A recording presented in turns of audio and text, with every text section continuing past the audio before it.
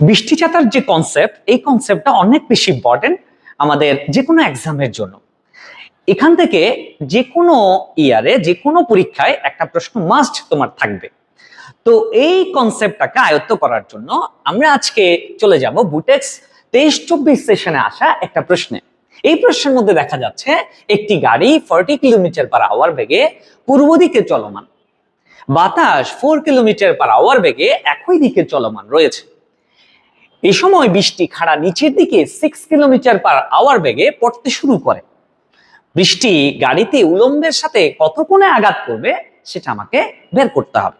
প্রথমে আমরা এভাবে চিন্তা করি, এখান থেকে এই বরাবর ধরে নিচ্ছি এটা হচ্ছে আমার পশ্চিম, এটা হচ্ছে পশ্চিম, এবং এইখান থেকে এই বরাবর এটা হচ্ছে পূর্ব। একটা গাড়ি যাচ্ছে কত বেগে? 40 কিলোমিটার পার আওয়ার বেগে পূর্ব দিকে চলমান আছে। তার মানে গাড়ির যে বেগ বিএম এর মান হচ্ছে 40 কিলোমিটার পার আওয়ার, যেটা হচ্ছে পশ্চিম থেকে পূর্ব দিকেই যাচ্ছে। আবার আরো বলছে একই দিকে কিসের বেগ আছে? বাতাসের বেগ 4 কিলোমিটার পার আওয়ার বেগে বাতাসও একই দিকে প্রবাহিত হচ্ছে। বি ইয়ার এর ব্যাগটা হচ্ছে বাহ্যিক বাতাস, এটা হচ্ছে 4 কিলোমিটার পার আওয়ার বেগে একই দিকে যাচ্ছে। এখন এই সময় বৃষ্টি খাড়া নিচের দিকে 6 কিলোমিটার পার আওয়ার বেগে পড়ছে। তার মানে তখন এখান থেকে এই বরাবরে বৃষ্টি পড়ছে, এখান থেকে এই বরাবরে বৃষ্টি পড়ছে। এই বৃষ্টির ব্যাগটাকে আমরা বললাম বিআর এর মান হচ্ছে আমার কত? 6 kilometre per hour, 6 kilometre per hour. আচ্ছা, এখন আমাকে এখানে উলম্বের সাথে কত কোণে ওই বৃষ্টি এসে আঘাত করবে সেটা বের করতে বললো। তুমি প্রথমে খেয়াল করো, বাতাস ছাড়া যে গাড়ির ব্যাগটা ছিল সেই গাড়ির ব্যাগটা হচ্ছে 40 কিলোমিটার পার আওয়ার বেগে পূর্ব দিকে। তাহলে আপেক্ষিক ওই গাড়ির ব্যাগের কারণে আপেক্ষিক যে বাতাসের ব্যাগ, সেই আপেক্ষিক বাতাসের ব্যাগটা অবশ্যই তার বিপরীত দিকেই হবে। তার মানে এখান থেকে এই বরাবর এটা হচ্ছে আপেক্ষিক বাতাসের ব্যাগ।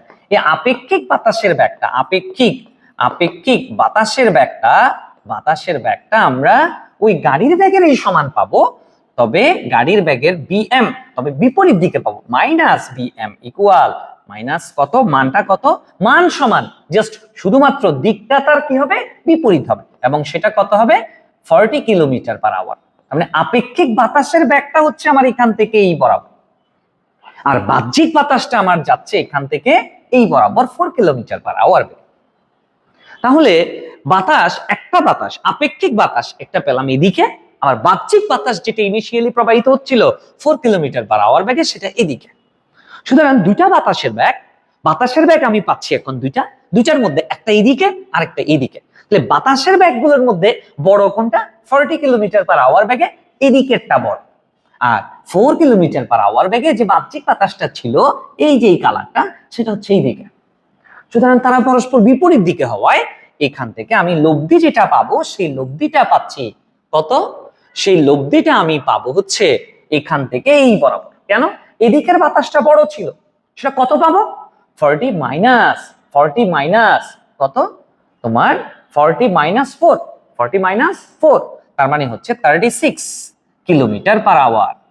এটা হচ্ছে লব্ধি বাতাসের ব্যাগ।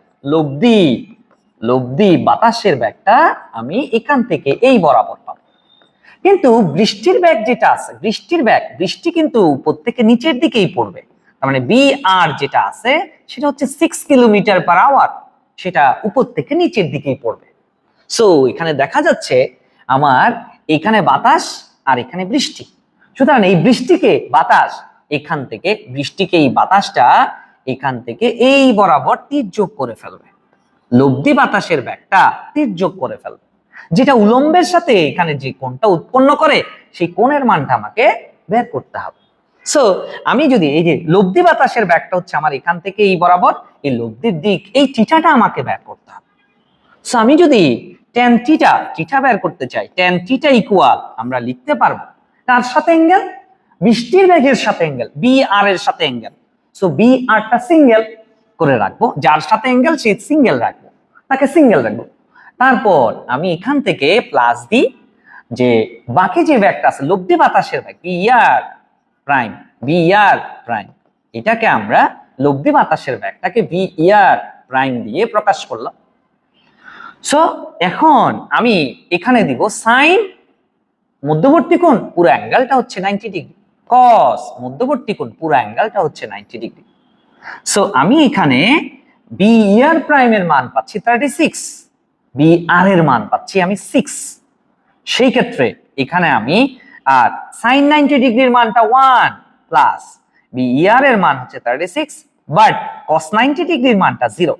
ফাইনালি কি হচ্ছে 36 ডিভাইডেড বাই 6 মানে হচ্ছে 6। সুতরাং tan থিটা ইকুয়াল 6। সুতরাং theta equal tan inverse 1 of 6। Finally ক্যালকুলেটরে দিলে এটার মানটা কত ডিগ্রি হয় এটা পেয়ে যাব। এই ডিগ্রি, এই অ্যাঙ্গেলটা হচ্ছে আমার উলম্বের সাথে উৎপন্ন কোণ, উলম্বের সাথে উৎপন্ন কোণ, উলম্বের সাথে উৎপন্ন কোণ। সো আমি এখান থেকে কোণের মানটা বের করে ফেলতে পারবো।